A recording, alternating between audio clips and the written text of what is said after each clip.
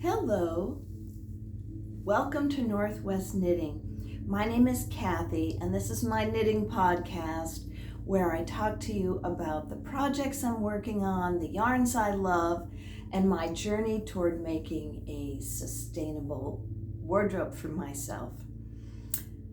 I come to you from Eugene, Oregon, and you can find me on Instagram and on Ravelry as Northwest Knitting. If you're new here, welcome, and I hope you find something of interest. And if you're a returning viewer, thank you so much. I really enjoy hearing your comments, and just knowing that you're watching really makes my day, so thanks so much. Today I'll talk to you about what I'm wearing, an FO, and I have a couple of whips, and then I have some really nice books that I've read recently that I'd like to share with you.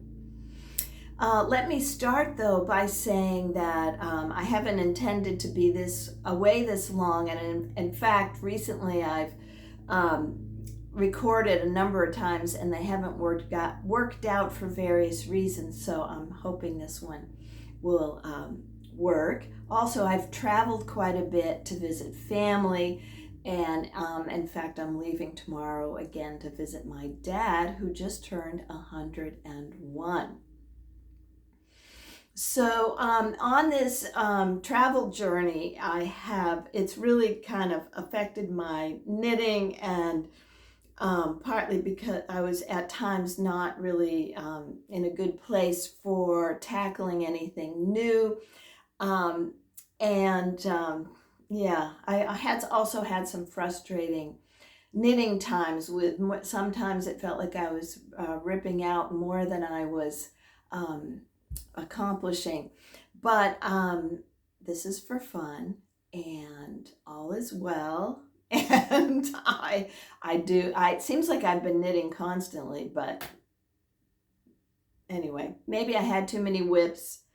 Then my whips were all at the wrong place for talking to people, and anyway, but yet I do have things to talk about. So I'll tell you about those, but also that in this traveling I got to go to some really nice yarn stores. So I made my sort of maybe semi-annual trek to the Websters in Ashland, and got to see a play.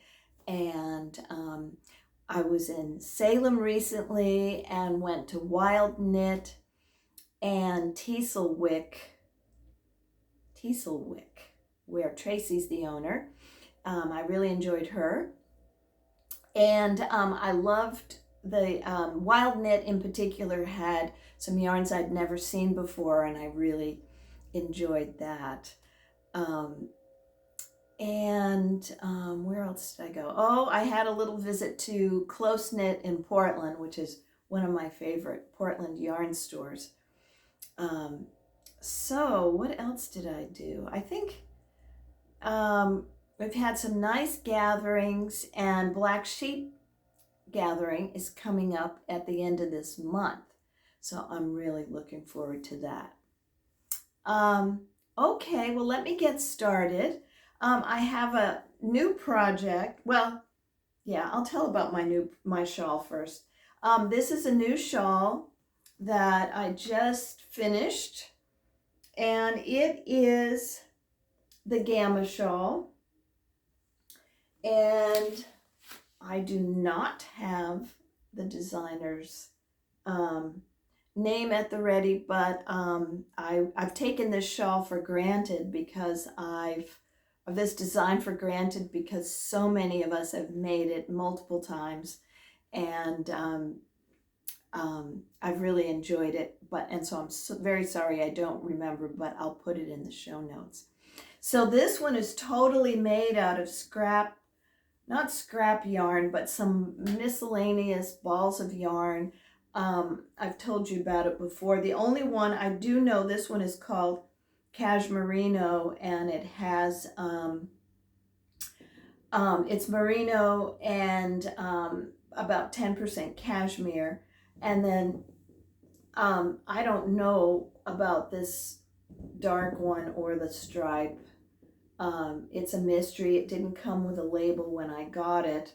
And then this one, the edging here, I really enjoyed doing this little picot edging, which I haven't done that much, but I did a pattern of Joji Locatelli's a number of years ago called Party on My Needles, and she finishes it with a picot edge. And this one I used a little bit thicker yarn than I might have, but she has actually on that pattern, she has 3 different bind offs, 3 different edges, and this was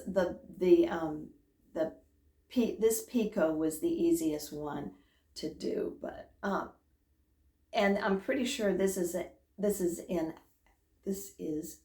alpaca yarn that I used for the edging. So anyway, at times I'm working on it. It really is something you don't have to spend any time thinking about. It really goes pretty fast, and it was a good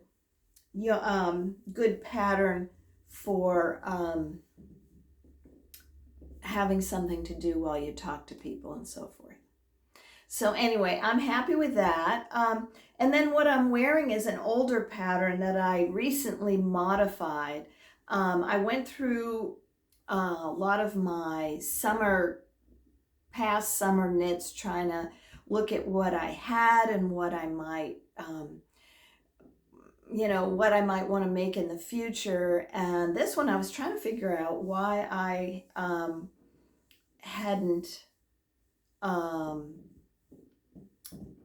I couldn't figure out why I wasn't wearing it that much, and I decided it was because I made the sleeves really short, like here, and decided if I had a few more inches on there. So I actually added maybe, I think about 2 inches. It has a very nice edging here, and I might have done that initially here, but this time I just did a 2x2 rib to match the bottom. So anyway, it's a thing you might consider if you have some knits that you're not using. You might take a look and see, could I make it longer, or what could I do to make this more useful? And anyway, I feel pretty confident that I will, and it goes with a lot of things that I have already. I mean, in my clothes. I can't remember if I said that the pattern is Edie by Isabell Kraemer, came out quite a while ago. I also made one in Empathy that I like very much. The yarn I used was Queensland United. Unfortunately, I cannot remember the color of this.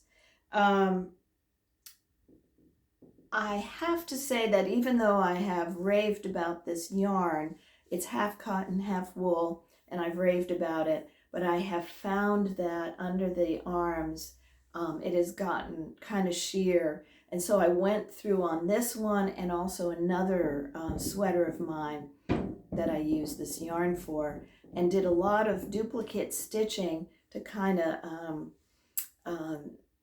thicken it up. And the duplicate stitching really does work, but my other sweater in particular, I was kind of shocked at how much it wore, because I've only had it 2 summers, so I don't know. I guess I do have expectations that things will last for a while. Maybe my winter sweaters don't wear as quickly because I have quite a few of my winter knits and not so many of the summer knits, so I do wear them a lot. So I don't know. Anyway, let's see. Let me tell you, I do have a few. So let me tell you my my whips. One is my Summer of Mystery knit-along shawl.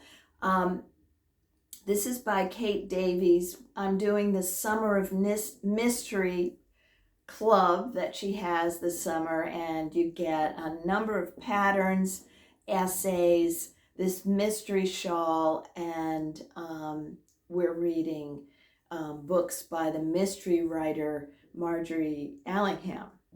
So I think I've read my 4th book now, and I haven't done any of the patterns yet, but I have been doing the shawl, and I've never done a mystery shawl before. So any of you who have, I don't know how you have the nerve, actually. I feel like this is, for me, a real leap. I do like to know ahead of time what I'm getting into. So it's a good experience that way. I'm going to show this, and if you are doing the mystery shawl and you don't want to see, then you might just close your eyes and don't look, because I'm going to show it. So here it is. Unfortunately, I'm in the middle of a row. I've shown this on 3 separate podcasts that you haven't seen, and I haven't always been in the middle of a row, but here you can see it is a square. It is a square right now, and I am using mostly Rowan felted tweed. I'm using this, is in the Iolite colorway.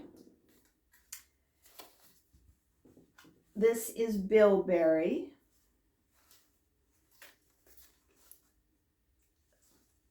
Scree.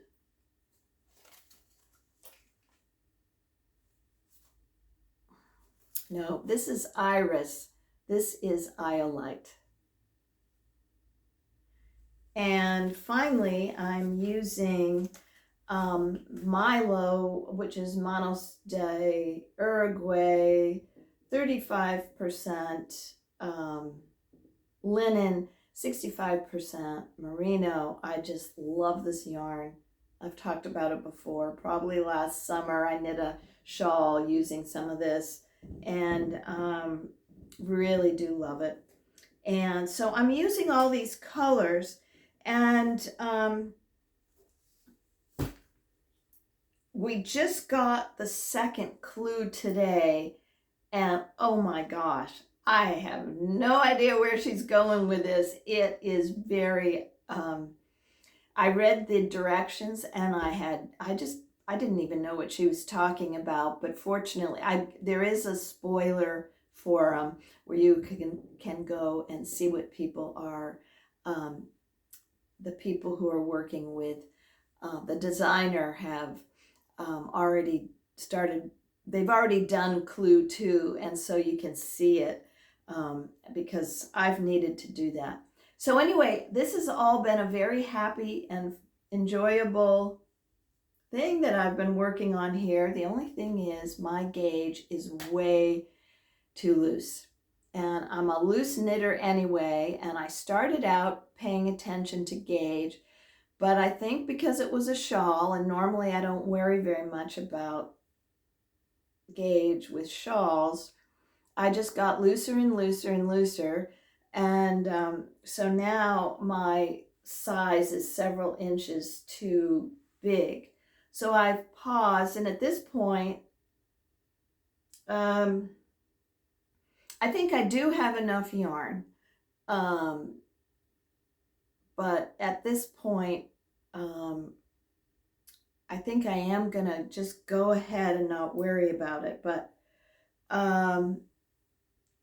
maybe I'll inquire on the forum. But anyway, it's been really enjoyable to see what other people are doing and the colors they've chosen, and most of mine were in my stash, so that was great, and I feel like I'm using it up. So anyway, we'll see what happens, but I was pretty frustrated that I wasn't paying attention. A lovely friend said, did you do a swatch? And no, I did not. And I guess the rule is now I better start swatching for shawls, but I just wasn't concerned about it. So normally I get 6 stitches to the inch, but that is not what this is. So anyway, let me tell you about, I do have a sweater in progress. And I think one reason I've been a little, I don't know, I feel like I haven't been very grounded with my knitting. And I think it's because I paused on my sweater for a while. And that was because I was traveling and I was at a place where I had to think about whether it was long enough, and I just wasn't home, and I wasn't going to be home, and I just thought I'd set it aside. So I did set it aside. And you know how it is sometimes when you set something aside, you don't pick it right up. So I love it, and it's my garden cardigan.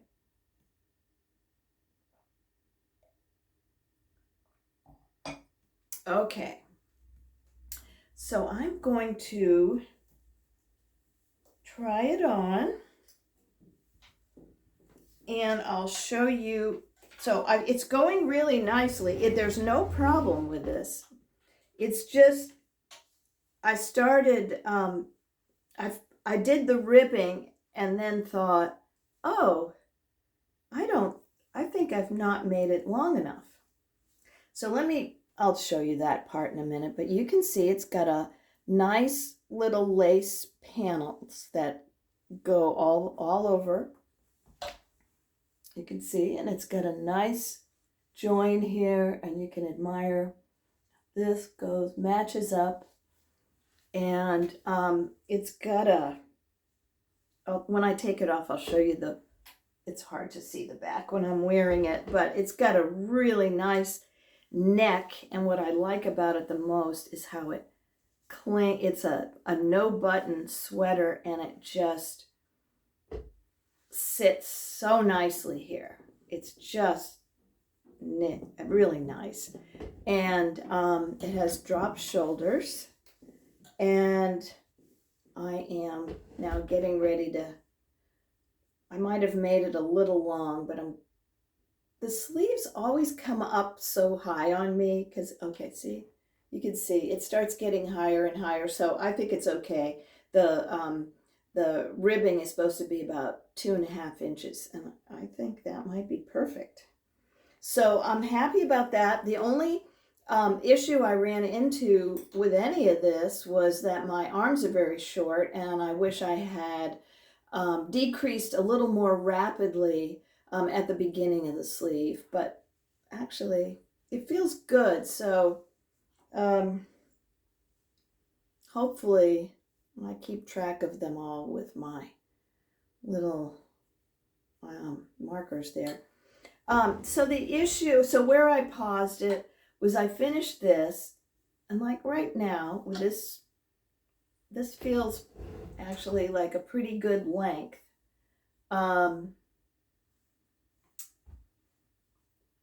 But I wish it were longer. And I don't have any longer cardigans, and I have lots of this yarn. So I think I might take the ribbing out and do more of this pattern before I do the ribbing. And then of course I have to do the sleeves, finish the sleeves. So anyway, I'm real happy with it. And let me show you the yarn I'm using. I showed you before, but this, oh my gosh. Well, that's not it. Okay.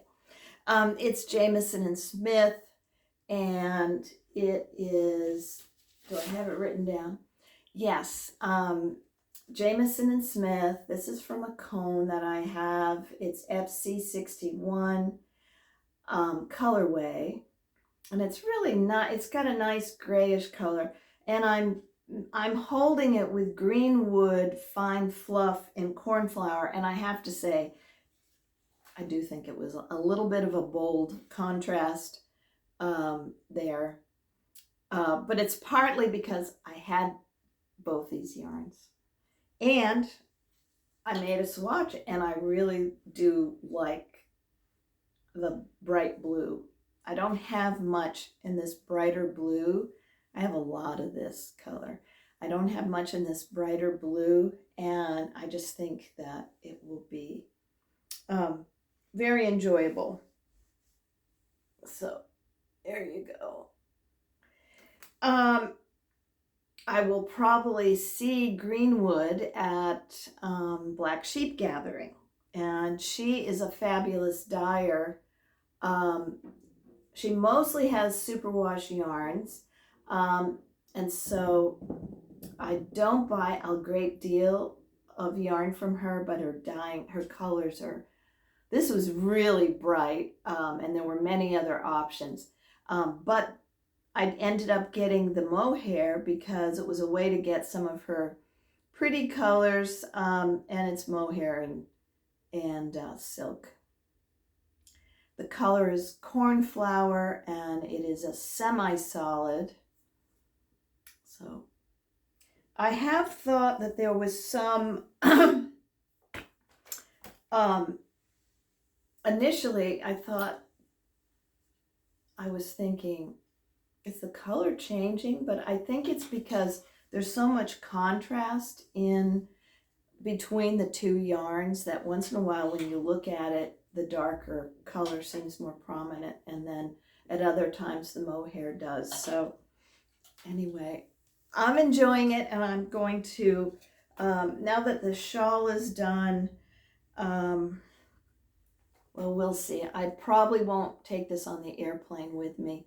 It's, I'm just going for 4 days, and it just might be too much to be bringing with me. So I'll probably bring my mystery shawl or my other project. So I have another shawl. I don't know what's happening. I'm not really a big shawl knitter, and here I am with so much going on. So let me show you the project I'm working on is the Amren shawl by Locatelli. And I don't know if you can see right here, this part right there is a double, there's lace here, and then at the end, this is the end, and it's double. So that ought to be interesting. And I'm doing it in a darker color. So here's mine. Oh, this looks so much more teal than it does in real life. The camera, I think, is making it brighter, but I'm really enjoying this. Let me see if I can get it. See if you can. I might have to put my hand under here for you to see this lace. So there's the lace panel. You can see it's a pretty simple, there you go. And she's got an interesting, let me show you this. See how it goes up like this? So you do this, you do some lace, then you do a little wedge right here with short rows to straighten it out. So see, this is going to be the wedge right here. And then you knit, knit, knit. And then you do the lace panel again. And then you do this little wedge. So it'll be interesting when I block it. So that's kind of the shape of it. And yeah, so it's a one skein project, and that is why I picked it. So here's my yarn. It is from Tumalo fiber, and it is 100% non-superwash Shanico wool, and fingering.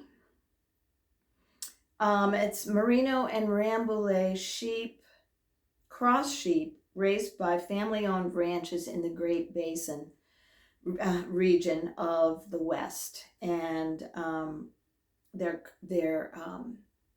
little note on the label says, Shaniko wool is a truly sustainable wool. It is RWS certified, which is Responsible Wool Standard, which aims to protect the welfare of the animals, the land, and the workers. And I was very interested in trying this. She calls it her American-made series. And I was able to get it because they were featured at our local yarn store, Cozy. Actually, I think they carry Tumalo all the time. And this is called, I can't believe I missed that part. It's Ghost Town Fingering. So Shaniko wool is from the Great Basin, as it said on the label. And the Great Basin is like Nevada, parts of Utah, parts of Oregon, Idaho, maybe some Wyoming in there. And there are a lot of sheep. And that's where this comes from. It also strikes me that Brooklyn Tweed gets their sheep from the sheep that they that grow the wool they use is from Wyoming. At least it is for loft and shelter. So another Great Basin product. Shaniko, though, it's interesting that they use the name Shaniko because Shaniko is the name of a ghost town in Oregon that is not in the Great Basin. It's in the more northeast part of the state. And it was a vibrant town. Now it's a ghost town, and people do go, tourists go, and there are still buildings there that looked very interesting in the pictures I saw. So anyway, interesting name, Shaniko. I have not been to the ghost town, but I would like to see what it's all about. This is fabulous yarn. I am really, really enjoying it. I don't know if you can see how much. It's funny because when I look at it, I don't see this much color change, but my camera is just saying, yes, there's a lot of color change here. It's very bouncy. It's to me, it feels really rounded. It's it's enjoyable to knit with, and not a bit of prickle, just not even a hint of prickle, I think. So when I went to LYS and I knew Tumalo was going to be there, I had in mind that maybe I would buy a sweater's quantity of this, or one of the winter, wool yarns that they have. But then I saw another yarn from Tumalo that was there. And so Tumalo, although Cozy does carry Tumalo, they did a pop-up with some different yarns. And the one that drew my attention was this one. So they all came, every single skein came with a cute little, it says woolly wool on there, little marker. And this yarn is 70% organic wool and 30% linen. And oh, it's summer, and I saw this and I thought, oh, I'm gonna try that. So here it is, wound up. It's just great, and it reminds me a lot of the Milo. It has a little less linen, 5% less, more wool and less linen. But anyway, I went in there with the intention I was going to buy yarn made in Oregon, and I was really set on this. And this is beautiful yarn, and the company and the dyer are from Oregon. Here's my swatch. But the yarn, the wool and the linen are not. So it is called Tumalo Fiber Wildly Woolly Flax DK. And the wool is GOTS certified European wool, and the linen is from Belgium, spun in Peru. And it is a fine blend of GOTS certified organic wool, 30% linen, for a soft, eco-friendly yarn with a lovely drape. So anyway, not an Oregon, I mean, it's an Oregon product, but it didn't originate anywhere in the U.S., but it is a lovely, lovely yarn. You can see it has like little white bits that tend to be with linen. I don't mind those at all. I think it gives a lot of character to the yarn. It feels great to knit with. The linen aspect is not the least bit bothersome. It feels really smooth, and it is absolutely not prickly to me at all. So let's see, I made this, I used size 5 needles with this, and it's got a nice, really, this is where I'd like to be with this yarn. So anyway, I got distracted and I bought enough for a sweater. So that was very fun, little thing. So anyway, I'm happy with the Amren shawl. It's a great way to use up your single skeins. I know I have more single skeins in there, but I'm also happy that I've switched to non-superwash, because I don't know what was in that other yarn. It's nice yarn, but just wanted to get something more local. So, and I'm keeping that little shawl pattern in this fun little bag here. This is from a crafter at our farmer's market or Saturday market, and she's not online, unfortunately, but I always check it out and see what she has. So the question is, what am I going to do with the flax DK?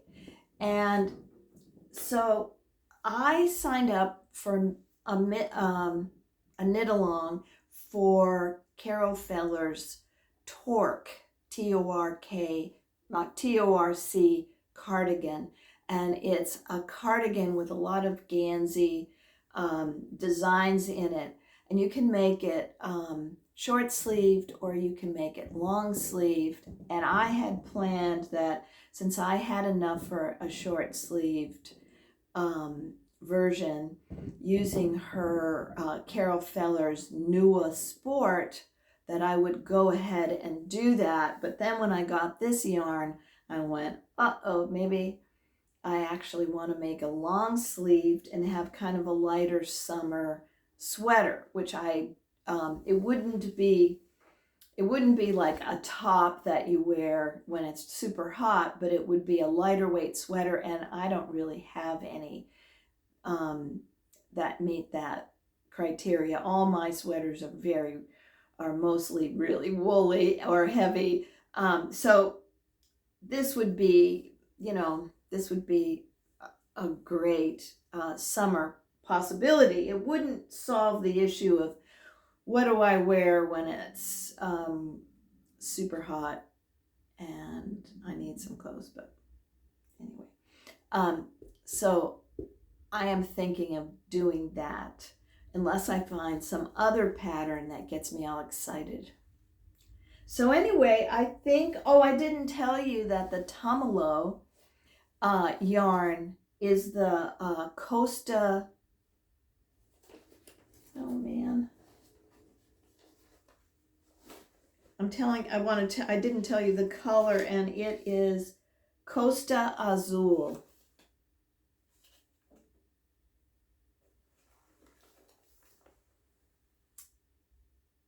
You can see they're in the same family.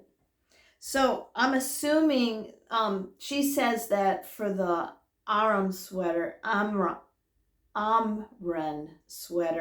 that you do use the full skein. So I'm expecting to use this up entirely. Anyway. Okay, I think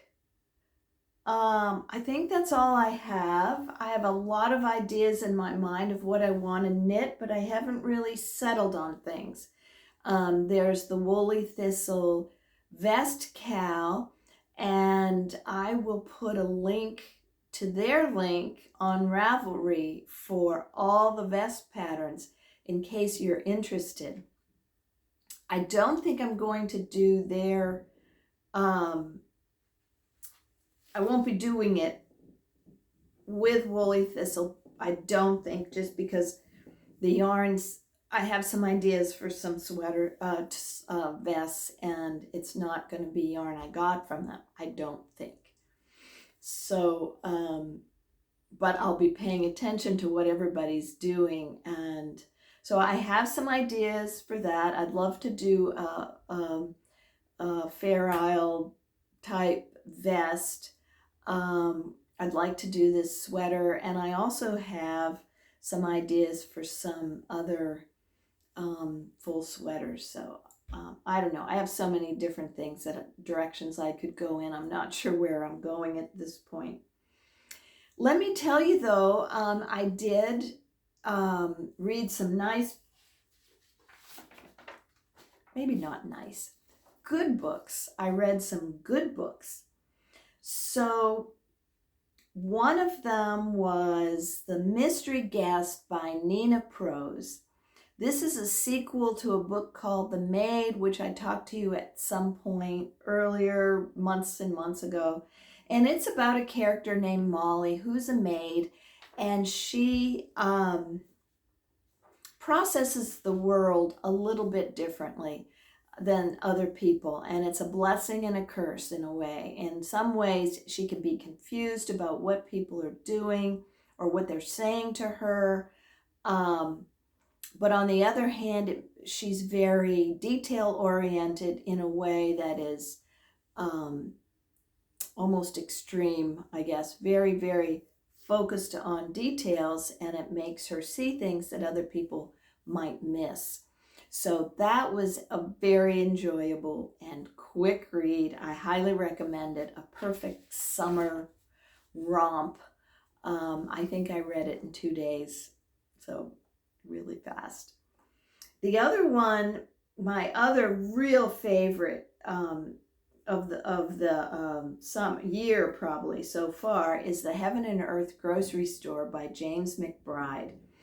And I really love this story. It's, I'm not sure exactly where, I can't remember where it takes place, but it's about a community, and there are two people, a couple, at the heart of the community.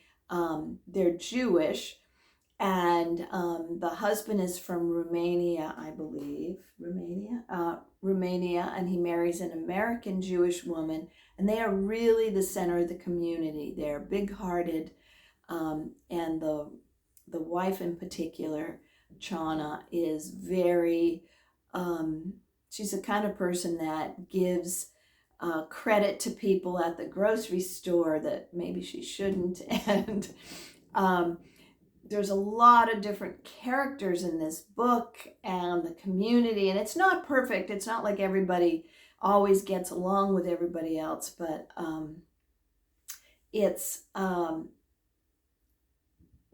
even where there's conflict, there's a coming together, and I really enjoyed that.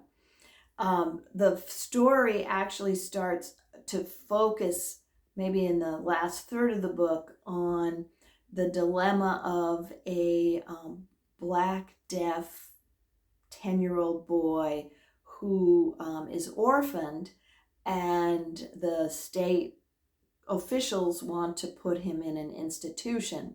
And this is not current day. It goes back a ways, maybe into the, like, gosh, I'm not sure what the time period is, but probably not even in my lifetime. Or maybe even in the, like, well, maybe in my very early lifetime, 50s, 60s. At any rate, the institution is horrible. And if you have any kind of triggering from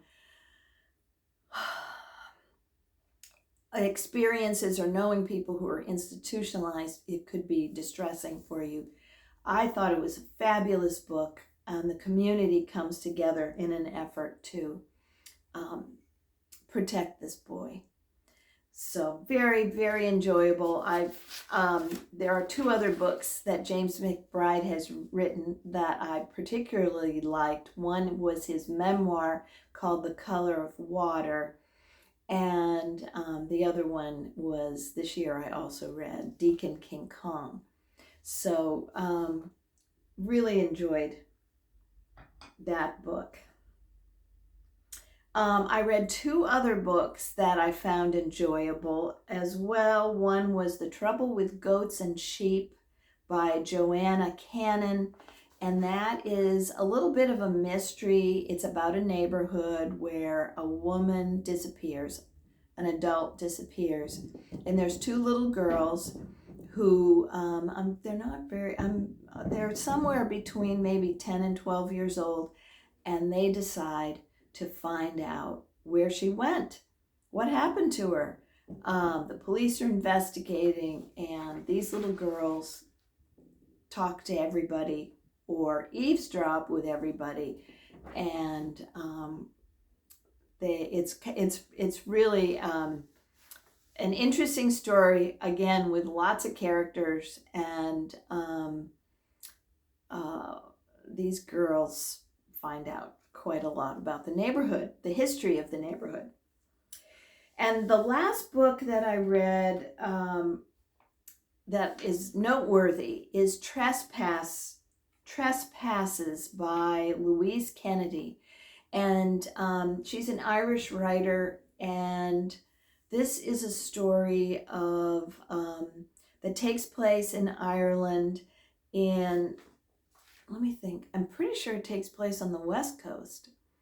It takes place in Ireland during the Troubles, and it's about a woman who's a Catholic, and she gets involved with a man who is Protestant. And of the books that I've mentioned, this one is the, more serious, and but I really enjoyed it, and found it intriguing, and highly recommend it. I will be looking for more books by Louise Kennedy. So anyway, I think that is all I have for you today. I hope that I can post this today, and because I'm leaving for 5 days, but I'm hoping I can post this, get my show notes in order, and have this to you so I can go off on my travels knowing that I have finally put this together. So anyway, I hope you're enjoying the summer. We have our garden mostly planted. The tomatoes are growing, and I have peppers, padron peppers mostly. I have peas, sugar snap peas. The strawberries are producing. I am picking strawberries every day and either eating them or freezing them. And the blueberries have just started coming on. We have one variety that's really early. Most of our blueberries are smaller bushes. They're not big by any means, but this year we really did some reading on how to make them happier. And we added a whole bunch of sawdust and acid fertilizer, and they are just looking so much happier and hopefully more productive. So that's happening, and we are going to have raspberries as well. So those are my big three. The strawberry and the strawberries are ever-bearing, so I usually get some strawberries all year. I don't get a lot at one time, but usually I can go out and pick for my for a snack or for my oatmeal in the morning for most of the summer, and that's just a great pleasure. Okay, well, I hope you're enjoying yourself, that you're enjoying your knitting, and I hope to see you sooner than last time. You take care. Bye-bye.